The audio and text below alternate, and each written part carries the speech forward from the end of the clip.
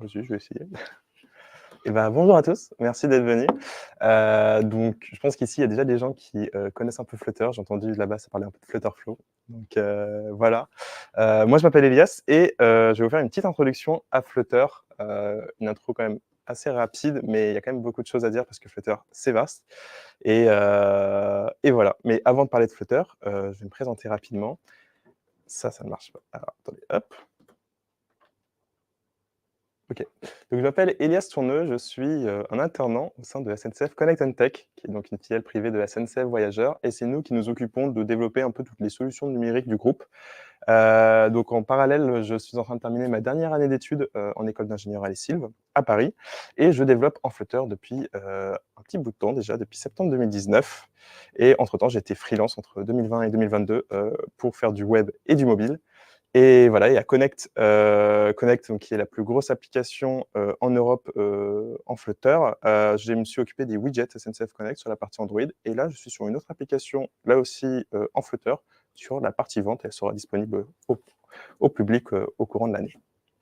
Mais avant, on va un peu revenir, rapidement sur qu'est-ce que Flutter et vous expliquer aussi pourquoi est-ce que j'ai commencé à apprendre Flutter et bah, parce que j'avais un énorme dilemme. J'avais un client et ce client, c'était, un site web et il voulait que je lui fasse, son site web en version mobile. Sauf que moi, là, j'étais en mode: «OK, je suis tout seul, mais comment est-ce que je vais faire une application, iOS et Android?» Bah, tout seul parce que, bah, développer des applications, iOS et Android, c'est pas du tout dans le même langage.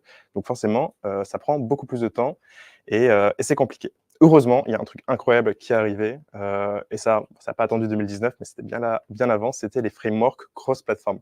Alors, un framework cross-platform, qu'est-ce que c'est? Ça va être, un outil qui va nous permettre de développer, sur plusieurs OS. Donc ça peut être mobile généralement ou alors, mobile, web, ou même, desktop, grâce à une seule base de code unique. Il y en a plusieurs. Forcément, aujourd'hui, on va parler de Flutter, mais je vais vous présenter ceux qui sont un peu connus, même s'il y en a qui commencent à se faire un peu vieux. On a React Native qui a été donc créé par Facebook en mars 2015, pardon, qui ressemble beaucoup à React pour ceux qui font du web, même s'il y a quand même quelques petites différences. Ensuite, on a Xamarin qui a été racheté par Microsoft. Bon, ça commence à faire un peu vieux, même si c'était remplacé par le .NET MAUI. Et ensuite, on a Ionic qui est fait donc avec du Apache Cordova et du Angular. Et ensuite, on a le petit dernier de la bande qui est Flutter. Et ça, on va revenir un peu plus en détail après. Parce que voilà, si je voulais faire du Android et du iOS, je devais apprendre du Kotlin et du Swift. Et certes, maintenant, je connais le Kotlin et le Swift, mais faire une application tout seul avec deux langages différents, c'était un peu trop chronophage. Et donc, tada, Flutter est arrivé sur le marché, incroyable. Et en fait, Flutter, ça reste un produit qui est quand même assez jeune, mais qui commence à avoir une belle maturité et surtout, il y a une belle communauté derrière, ce qui fait que c'est un outil assez puissant. La preuve, on l'utilise quand même, nous, chez Connect, à une échelle assez énorme, à l'échelle nationale, voire internationale, vu qu'on vend des billets de train en Europe. Flutter, c'est utilisé au sein de l'écosystème Google sur du Google Pay, Google Earth, Google Ads, Google Analytics, Google One, Google Cloud, enfin tout ce que vous voulez. Donc les personnes qui ont des téléphones Android, je pense que vous avez vu des applications Flutter sans forcément le remarquer. Et autre que Google, on a des grosses entreprises qui l'utilisent beaucoup sur le territoire chinois, donc avec ByteDance, Tencent, Alibaba. Alibaba, ça va être tout AliExpress, c'est le géant de l'e-commerce chinois. On a aussi des firmes américaines avec par exemple eBay ou Supercell. Supercell qui a fait leur page de login, c'est ceux qui font les fameux jeux Clash Royale et Clash of Clans. Et sur le sol européen, on a SNCF Connect, on a BMW et d'autres applications. Et donc voilà, donc ça c'est sorti en décembre 2018. Donc voilà, c'était il y a 6 ans, et ça s'appuie sur un langage de programmation qui s'appelle le Dart, qui est un langage qui appartient aussi à Google et qui de base avait été prévu pour Angular, qui est aussi un framework web. Au final, la communauté web s'est un peu approprié le JavaScript, donc c'est pas le Dart qui a été choisi pour ce framework, mais du JavaScript. Et Google a quand même souhaité réutiliser leur langage de programmation, et donc pour Flutter. Et Flutter, ça a beaucoup d'avantages, et c'est surtout sur ses modes de compilation. Parce qu'il a deux modes de compilation principaux. On a la compilation just in time, qui est super utile lors du développement grâce à un truc pareil incroyable qui s'appelle le hot reload. En fait, ça va juste recharger votre bout de code que vous avez modifié et va réinjecter ce bout de code modifié dans votre application, ce qui va permettre de, par exemple, si je modifie un texte, à la place que sur d'autres frameworks, ça va recharger toute l'application, ça va juste recharger ce petit bout de code, le réimplémenter, et donc en fait, ça va être presque instantané pour voir vos changements. Donc lors du développement, c'est super rapide et ça offre beaucoup de rapidité. Et c'est surtout ça qui est bien avec Flutter, c'est qu'on peut très vite prototyper et avoir un développement très rapide. Ensuite, pour la partie release, on a un autre mode de compilation qui est Ahead of Time, qui lui permet de traduire en langage machine le code. Et donc, ça permet d'avoir un bundle qui va être plus stable. Et surtout, Flutter a une petite particularité, c'est qu'il utilise son propre moteur graphique comparé à d'autres frameworks, comme on a pu le voir, qui, eux, par exemple, peuvent émuler des moteurs web. Et donc là, en fait, il avait avant, donc Skia, qu'il avait racheté, c'était un moteur 2D. Bon, maintenant, c'est plus trop utilisé parce qu'il a un nouveau qui est plus puissant et qui pouvait résoudre des problèmes de lenteur, qui s'appelle Impeller. Voilà, c'est dispo sur tous les appareils iOS et presque tout sur Android. Il y a encore quelques appareils qui ne le supportent pas, mais donc on a l'ancien moteur graphique. Mais en fait, ça, le fait que Flutter utilise son propre moteur graphique, ça va offrir un grand truc qui est beaucoup aimé par les devs. Et ce fameux truc, ça va être le pixel perfect. Alors le pixel perfect, qu'est-ce que c'est? Ça va être avoir une maquette et avoir son code, et qu'en fait, la maquette va correspondre à 100% au pixel près à votre code. Donc ça, c'est très utile quand vous avez des designers qui vous envoient une maquette et qui vous disent, bah voilà, j'aimerais que ça soit exactement parfait.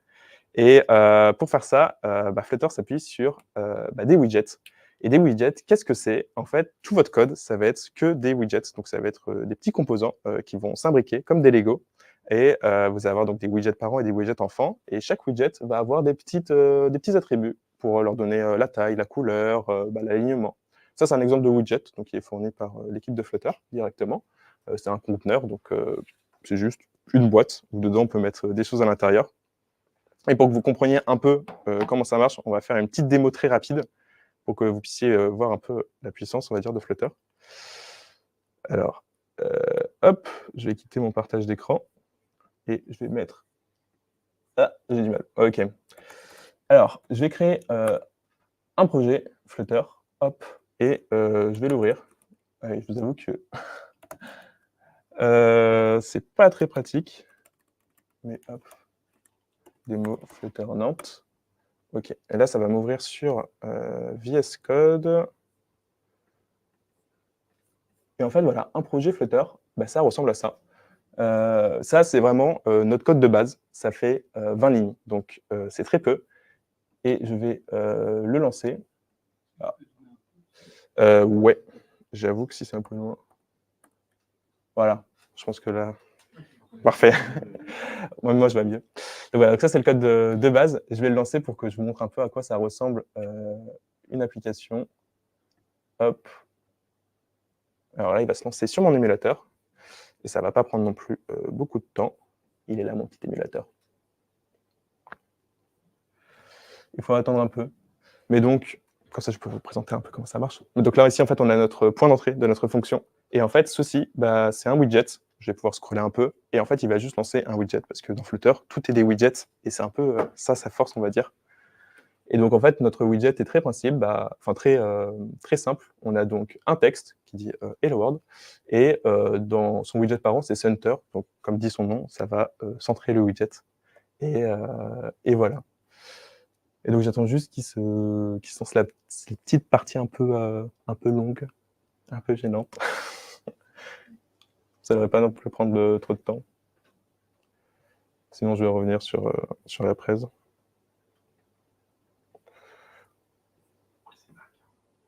Je vais leur demander de me donner un nouveau Mac, un petit M3. C'est pas grave, je vais vous montrer la slide d'après, comme ça, le temps que ça charge. Et ici, c'est pour vraiment vous montrer un peu la structure des widgets. Ça, c'est la structure de la page d'accueil de SNCF Connect. Donc, si vous avez utilisé l'application, vous pouvez un peu voir à quoi ça ressemble. Il y a beaucoup de fouilles, c'est énorme, mais parce qu'en fait, tout est une succession de widgets. Et donc, par exemple, juste ici, on peut voir le petit Hello quand vous lancez l'application avec le petit emoji, avec ici notre petite barre de recherche avec écrit « Cherchez pour votre trajet ». Donc, ça, c'est la version anglaise. Donc voilà, donc en fait, ça va juste être un empilement de widgets. Il faut juste imaginer ça, un peu comme des Lego. Et c'est un peu fun, ça rappelle un petit côté enfantin. Et tada, voilà, ça s'est lancé. C'est incroyable. Et donc, voilà à quoi donc, ressemble une application Flutter. Et moi, ce que je voulais vous montrer, c'était... Hop. Je vais faire revenir ma souris. Et donc voilà, bon, voilà, c'est juste à ça que ça ressemble tout le temps, mais vous pouvez voir un peu à quoi ressemble le code. Et donc ensuite, il suffit juste de mettre ces petits widgets, les créer, et ça permet de faire quelque chose de magique. Les widgets, parlons-en. Il y a 2 types de widgets qui existent sur Flutter. On va avoir des widgets stateless, donc en gros qui ne gèrent pas d'état, qui a pas de variable, il n'y a pas de données dedans, et des widgets stateful. Et eux, ils ont un état interne qui permet en fait de reconstruire le widget. Alors dit comme ça, c'est un peu flou, et je vais vous donner un exemple un peu plus réel. Il faut imaginer qu'un widget stateless, c'est comme une affiche de pub imprimée dans la rue comme ça. C'est-à-dire qu'elle n'est pas dynamique, elle ne va pas changer. La seule manière qu'on la change, c'est que le widget parent la reconstruit. Et ici, le widget parent, ça va être la personne qui s'occupe de décoller la fiche et d'en remettre une autre. Alors qu'un widget stateful, ça va être les écrans publicitaires dynamiques qui, eux, se changent tout seuls parce qu'ils ont un état interne. Ça va être, par exemple, toutes les 30 secondes, on change la publicité, ou alors quelqu'un décide avec un bouton de changer une publicité. Ça, c'est le cycle de vie des widgets, parce que les widgets stateless et les widgets aussi stateful sont tous les deux immutables. Et c'est pour ça que là, on peut voir que le stateless, on a un constructeur, donc il va construire notre widget, et ensuite va le build, et voilà, ça y est, c'est fini, notre widget a terminé, il a fait son action. Mais donc, si on veut pouvoir le reconstruire, il faut de nouveau appeler le constructeur. Alors qu'au contraire, le widget stateful, lui, possède un état interne qui permet d'être rappelé, et donc de reconstruire le widget. Mais surtout ça, il faut faire la différence entre les widgets stateless et stateful, c'est donc est-ce que mon widget peut changer d'état, ou qui est responsable du changement d'état. Parce que si je prends un exemple, et ça je vais vous montrer avec une autre petite application, c'est que si par exemple j'ai un bouton qui change de couleur, ce bouton ça va être un widget stateless, même s'il change de couleur, parce que la personne qui va être responsable du changement de couleur, ça va être le widget parent.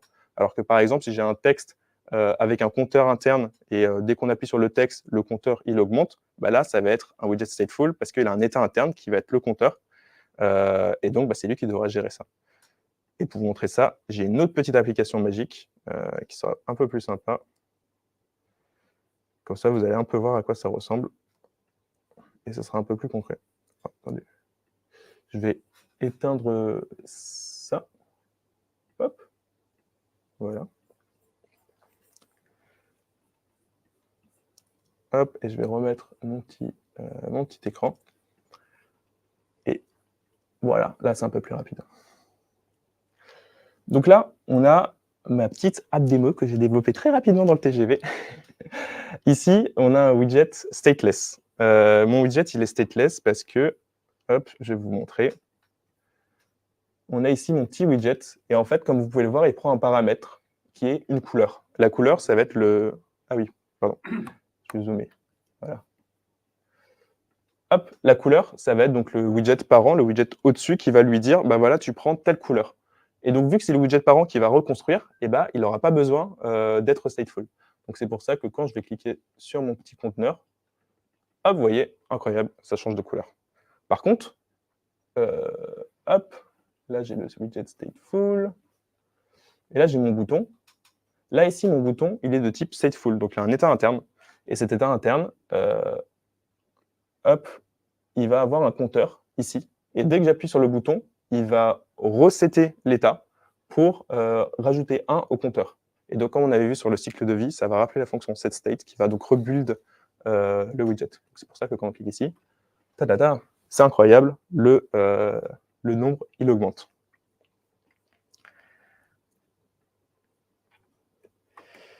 Hop, donc ça, c'est ce que je vous ai montré. Et ici, en fait, c'est le widget parent avec donc ici mon conteneur, qui est donc le widget stateless. Et en fait, c'est lui qui passe la couleur en paramètre. Hop. Les widgets, il y en a plein. Je vous laisse regarder. N'hésitez pas à aller sur le site flutter.dev. Ça, c'est des exemples basiques. Donc, on a des colonnes, on a du texte, on a des lignes, on a des conteneurs. On a aussi donc des widgets qui vont respecter les guidelines d'UI des différents OS mobiles. Ça, c'est Cupertino pour les iPhones. Donc, comme ça, vous pouvez avoir une application qui va être fidèle finalement à l'OS que vous allez distribuer à vos utilisateurs. Et forcément, on a la même chose côté Android avec Material. Donc voilà. Par contre, on arrive à un autre problème, c'est que l'état que je vous ai montré, c'est un état qu'on va dire assez éphémère, parce qu'il va surtout être considéré sur un widget à une taille, on va dire, locale. C'est-à-dire que là, par exemple, mon bouton, avec son compteur, c'est très utile quand ça va être on va juste concerner un widget, en lui-même. Si je veux ensuite réutiliser cet état ou alors, pouvoir, voilà, le réutiliser à travers mon application, un widget stateful, c'est bien, mais il va falloir utiliser d'autres choses. Et donc c'est pour ça qu'on a plein de petits plugins qui existent, parce qu'il y a une grosse communauté, derrière. Donc on a un site qui s'appelle pub.dev, vous pouvez récupérer plein de petits plugins et on a, des plugins de state management. Donc comme leur nom l'indique, c'est eux qui vont permettre de gérer l'état, de votre application. Là, je vous ai mis, les principaux. Il y a aussi Redux, pour ceux qui font, du web, qui doivent sûrement en connaître. Bah, on a la même chose côté Flutter. Moi, je vais vous parler aujourd'hui de Block, parce que j'affectionne tout particulièrement et pour moi, il était assez simple à apprendre, même si quand je suis arrivé, à SNCF Connect, on m'avait mis une vidéo de 4 heures, je crois, sur Block que j'avais dû regarder en entier. C'était super long, mais je vous assure que c'est un peu plus simple que ça.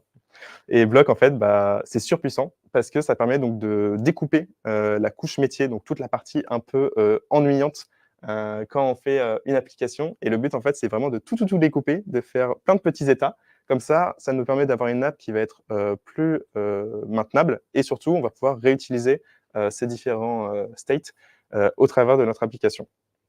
Donc ça offre forcément, une meilleure, flexibilité et donc, bah, c'est beaucoup plus agréable pour le développement. Donc il faut retenir que bloc, en fait, c'est découpé en 3 principes. Donc on a le bloc qui est initialisé au moment, de la création de l'écran et donc c'est lui qui va contenir la logique métier et qui ensuite va traiter de savoir quand déclencher un event et ensuite, quand mettre à jour le state.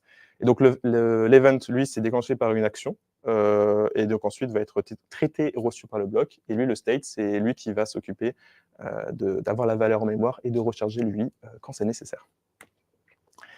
Et donc ça, c'est un code extrêmement basique. Donc en fait, on va avoir, notre petit, counter qubit, donc qui va, en fait, je vais reprendre l'exemple, du widget stateful avec le petit bouton, sauf que là, je vais l'adapter avec bloc. Donc je vais créer, mon qubit. Mon qubit, ça va être, cette classe en gros qui va s'occuper de toute cette logique métier. Et donc on l'initialise, avec, donc un qubit et on lui dit que c'est un int qu'on va utiliser. On l'initialise, à 0 parce que, bah, j'ai envie d'initialiser mon compteur à 0 et ensuite on va lui créer, une petite fonction incrément qui va ensuite, quand elle est appelée, émettre un nouveau état et ça va être cet état plus 1. Donc augmenter mon compteur, en lui rajoutant 1. Et donc ensuite, je vais avoir le code, je vais zoomer dessus, ce sera un peu plus simple. Et donc là, comme vous avez pu le voir, j'ai refait mon widget stateful, sauf que là, c'est un widget stateless. Pourquoi? Parce que c'est le qubit qui va s'occuper donc de rafraîchir ce widget et pas comme ce qu'on avait précédemment. Et donc là, bah, ça va être, hop, attendez, ça va être assez simple. Ici, je vais avoir mon counter qubit, donc en fait, ça va être le qubit que j'ai créé précédemment et donc je vais le lire pour pouvoir, récupérer, sa valeur et surtout pouvoir appeler en fait, la fonction increment que j'avais montrée juste avant, qui va être, utilisée juste ici. Et là, en fait, je vais avoir un truc magique qui s'appelle le block builder. Le block builder, c'est ce widget en fait qui va écouter les changements d'état, du counter qubit et donc quand l'état il change, bah, c'est lui qui va permettre donc de rafraîchir lui. Et donc ici, on a le state et vous voyez dans le counter, bah, on met la variable, state et ensuite ici, quand on appuie sur le bouton, ça va incrémenter. Voilà et ça, bah, voilà, c'est ce que je vous ai expliqué à l'instant. Donc ça, c'était un résumé très rapide de ce que c'est Block parce que, bah, des state management, il y en a plein et forcément vous allez utiliser celui, qui vous intéresse le plus. Mais voilà, pour retenir, c'est que, on va donc avoir, le counter qubit qui va donc s'occuper de toute cette logique métier et l'avantage, c'est qu'après, si je souhaite le réutiliser dans une autre partie de mon application, bah, j'ai juste à refaire exactement le même code qu'on a vu précédemment sans devoir réécrire cette logique métier. Et ensuite, j'ai mon block builder, c'est lui qui va écouter les changements et qui va permettre, d'injecter, mon état pour récupérer, sa valeur. Et donc, bah, voilà, les avantages, c'est ça. C'est surtout, on a une grande facilité de test, parce que le qubit, il peut être testé indépendamment, de lui. Donc, bah, j'ai juste à tester mon qubit une fois et je sais que ce sera la même chose sur tous mes autres écrans. C'est très réactif et on sépare la logique métier, de l'interface utilisateur. Donc on a un meilleur découpage, on a une meilleure maintenabilité de ce que je disais avant et forcément, bah, ça simplifie tout un peu. Maintenant, on va aller un peu plus loin parce que là, je vous ai expliqué un peu les fondamentaux, mais s'il y a encore tellement de choses à dire. Mais je vais aller dans des choses, un peu plus différentes, on va dire, qui sont un peu moins traditionnelles, même si ça reste, du Flutter, donc forcément, vous allez les gens dans la salle qui connaissent, connaîtront sûrement. Là, je vais vous parler, d'un truc qui m'intéresse parce que moi, comme je vous l'avais dit précédemment, je m'étais occupé de la partie widgets de SNCF Connect. Il faut savoir que les widgets, bah, ça, on peut pas le faire avec Flutter parce qu'on peut pas tout faire avec Flutter malheureusement et donc parfois, on a besoin d'utiliser du natif et donc pardon, pour le natif, on va pouvoir en fait appeler le code qu'on va écrire en natif et pouvoir l'utiliser avec Flutter.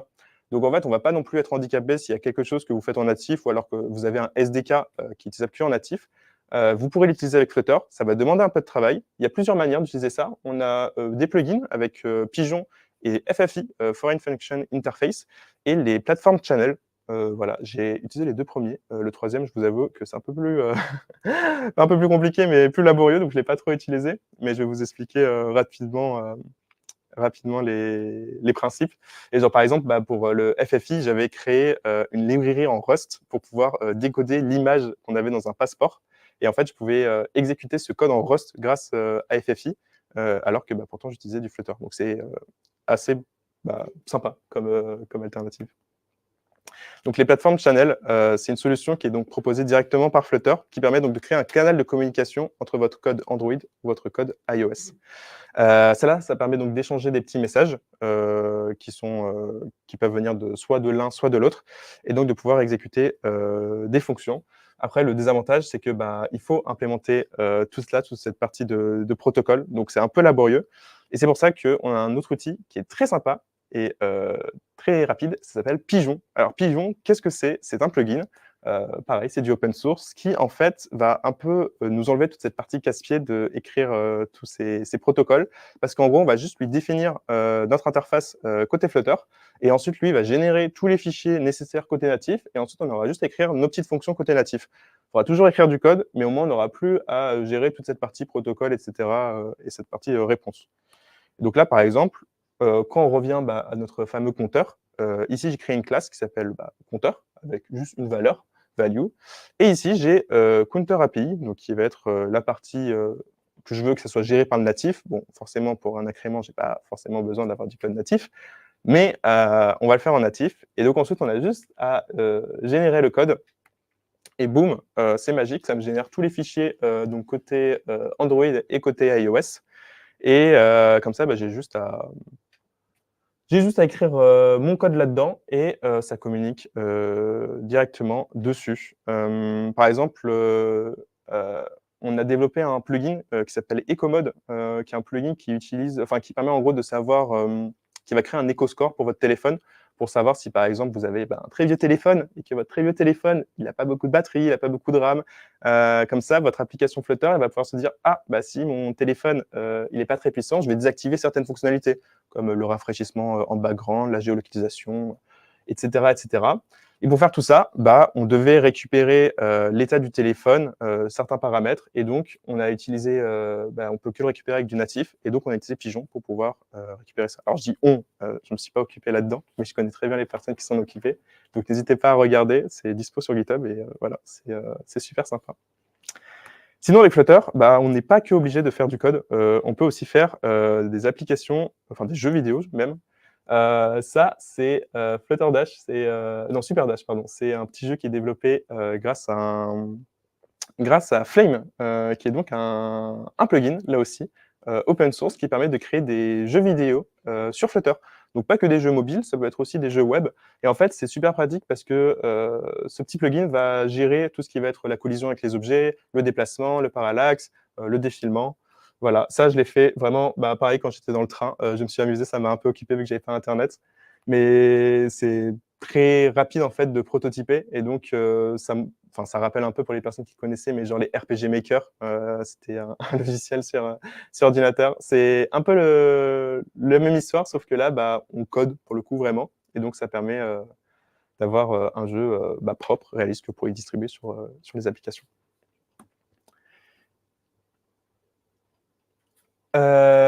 Sinon, aussi, ce qui est bien avec Flutter, là, j'aimerais vous parler d'un autre petit plugin que j'affectionne tout particulièrement, qui s'appelle Widgetbook. Parce que quand vous commencez à avoir une application qui a une grande échelle, vous allez avoir un design system. Donc un design system, ça va être juste les composants qui vont être réutilisés, ça va être la charte un peu graphique de votre application. Et en fait, Widgetbook, ça permet d'avoir tous ces composants qui sont dans une seule bibliothèque, une seule librairie, et vous allez pouvoir, voir un peu leur rendu, à quoi ça ressemble et pouvoir, les tester et modifier, vos widgets. Donc là, je vous prends un exemple. Ça, c'est le widget book donc de SNCF Connect et ici, on a ce qu'on appelle, un info message card. Donc, voilà, c'est un petit component qu'on utilise quand on doit afficher, une information et en fait, grâce à Widgetbook, je peux tester mon composant. Donc c'est très utile, par exemple, pour les designers, pour qu'ils puissent savoir un peu, quel est l'état actuel du composant et s'il a besoin d'une amélioration ou pas, ou même nous, pour les développeurs, de voir à quoi ça ressemble actuellement. Donc là, par exemple, j'ai pu mettre en paramètre, mon petit, Flutter Nantes. Bonjour Flutter Nantes et vous voyez, ça s'est, directement, résulté sur l'écran et donc je peux aussi choisir, si je veux un rendu sur le web, si un rendu sur Android, sur un iPhone et cetera. La langue aussi, le thème. Donc voilà, c'est très sympa et ça permet d'avoir c'est des outils, en fait, qui permettent d'avoir une application encore plus mature, et qui permet de faire la différence.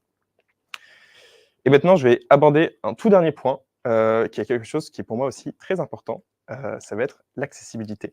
Alors, forcément, moi, quand j'ai commencé le développement, l'accessibilité, c'est pas quelque chose qui m'est passé, par la tête parce que, en vrai, je connaissais rien à l'accessibilité et on se rend pas compte que, hem, derrière, il y a des utilisateurs qui vont peut-être avoir des problèmes, des déficiences visuelles, qui vont utiliser votre application et donc, c'est important de penser à eux et surtout qu'en fait, développer en pensant access, c'est pas si compliqué que ça.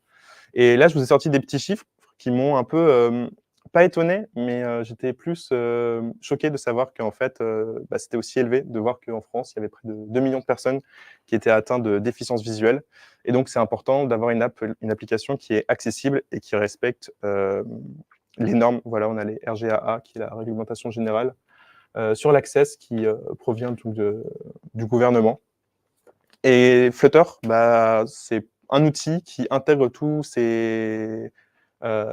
tous ces outils, en fait, pour, permettre de développer une application accessible. Et une application accessible, ça veut dire beaucoup de choses, mais ça veut dire donc avoir un contraste suffisant, le fait que quand vous augmentez la police d'écriture, votre application, elle continue de fonctionner, que le lecteur d'écran, il fonctionne.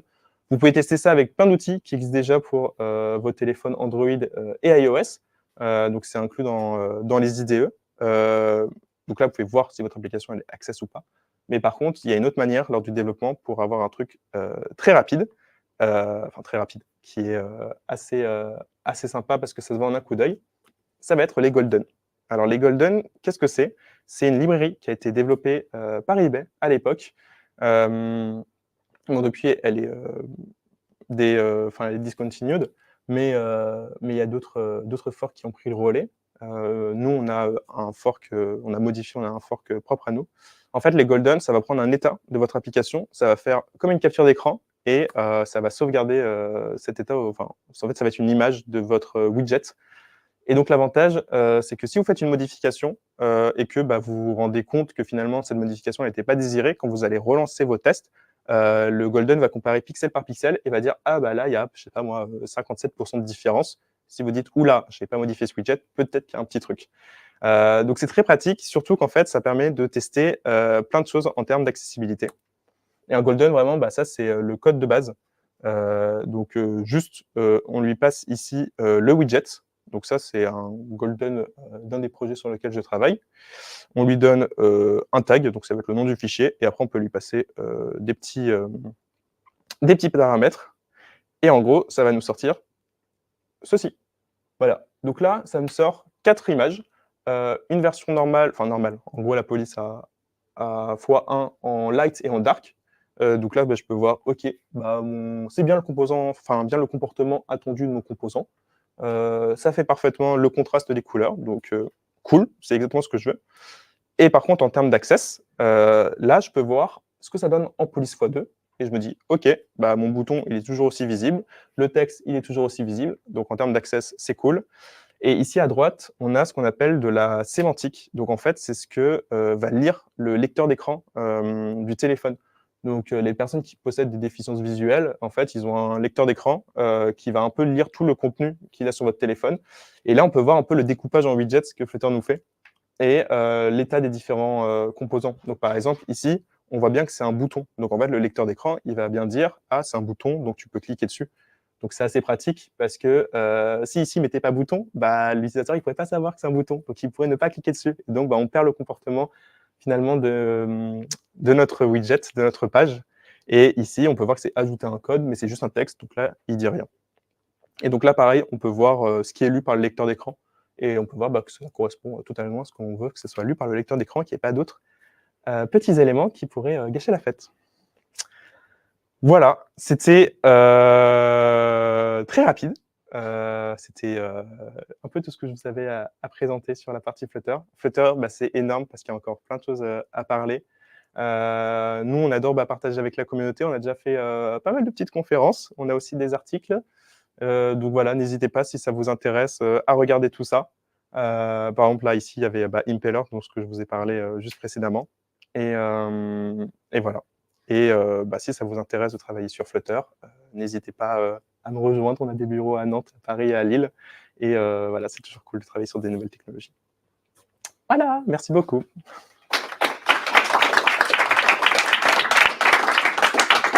Est-ce que vous avez des questions? Non? Toi? Il y a une question en ligne. Donc, Salif qui demande, est-ce que tu as une chaîne YouTube qui pour apprendre Flutter à conseiller? Alors moi, à l'époque, j'avais acheté un tuto sur Udemy. J'avoue qu'après YouTube, il y a aussi la team Flutter qui fait les packages, les plugins de la semaine ou alors les widgets de la semaine. Et ils présentent un peu tous les différents widgets et tous les différents plugins. Et c'est quelque chose en vrai que je regarde assez souvent dès qu'ils sortent une nouvelle vidéo parce que ça te fait découvrir des nouveaux plugins et parfois ça te fait découvrir des nouveaux widgets et ils te montrent comment ça fonctionne. Donc c'est super intéressant. Donc vraiment la chaîne Flutter de base, je la conseille. Et voilà, et puis ça reste du développement informatique. Donc ce qui est cool, c'est qu'on a vraiment des ressources un peu partout. Mais ouais. Oui. Bonjour Internet. Est-ce qu'on peut brancher Flutter sur un back-end qu'on a déjà? Alors, un back-end, tu peux. En fait, j'ai pas présenté, mais il y a toute la partie Firebase, REST, ouais. etc. Vu forcément c'est développé par Google, c'est assez facile d'inclure toute la suite Google Cloud. Donc, si ton back-end, ça va être du Firebase, du Firehose, etc., c'est très facile d'intégrer ça. Après, sinon, une classique REST API, ça fait le taf. Ça, par exemple, tu peux le faire avec les fameux qubits et le state management. Okay. C'est que tu appelles ta requête et après, lui, il permet de rebasculer la donnée. Tu passes la réponse de ton API et tu fais un peu ce que tu veux avec tes données. Donc, du coup, ça veut dire qu'on peut imaginer faire du web traditionnel, si ça existe, quoi. Ouais, totalement. Et en plus, avoir un Flutter à côté qui fonctionne quand même avec le même serveur et qui fait la même chose, quoi. Ouais, c'est ça. Donc, c'est super facile. Si tu as une API et que tu l'utilises déjà pour ton web, tu peux le faire carrément avec Flutter. Tu as des plugins tu as les plugins classiques HTTP pour parser tes requêtes. Après, il y en a un autre qui s'appelle Dio, qui est un peu plus puissant, qui permet de faire des choses un peu plus intéressantes. Mais ouais. Ok, je te remercie. Merci. Je voulais juste rebondir sur la question précédente, là, sur les chaînes YouTube qui peuvent être recommandées. Je me souviens que moi, ça date peut-être maintenant d'il y a quelques années, je ne sais pas si elles sont encore actives aujourd'hui, mais il y avait 2 chaînes YouTube que je regardais beaucoup quand je m'étais formé à Flutter, qui étaient NetNinja et l'autre qui est Réseau Codeur. RESO, plus loin Codeur. Je me souviens surtout Réseau Codeur, d'ailleurs, j'avais bouffé énormément de ses vidéos et vraiment, c'était hyper bien fait. Donc voilà, petite contribution. Sinon, je voulais revenir sur le Golden Toolkit. Alors, moi, j'utilise encore beaucoup. Qu'est-ce que tu recommanderais comme alternative à Golden Toolkit qui serait dispo sur PubDev directement, qui s'en rapprocherait le plus? Toi, tu me dis vous utilisez une solution maison, donc c'est un peu différent. C'est une solution qui a été modifiée. Je t'avoue que là, après une solution open source, je ne me suis pas trop plus renseigné là-dessus. Mais ouais. Après, ça a aussi ses petits avantages, le Golden, c'est que quand vous avez une grosse application, beaucoup d'images, ça prend beaucoup de place. Et il y a aussi le fait que si vous les faites tourner sur différents appareils, que vous faites tourner, je sais pas, sur un Windows et sur un Mac, par exemple, la police d'écriture ne va pas être générée de la même manière et donc il va y avoir des petites différences. Donc c'est un outil, je pense, à utiliser avec parcimonie, mais voilà. Mais ça reste un outil puissant. Ok, merci.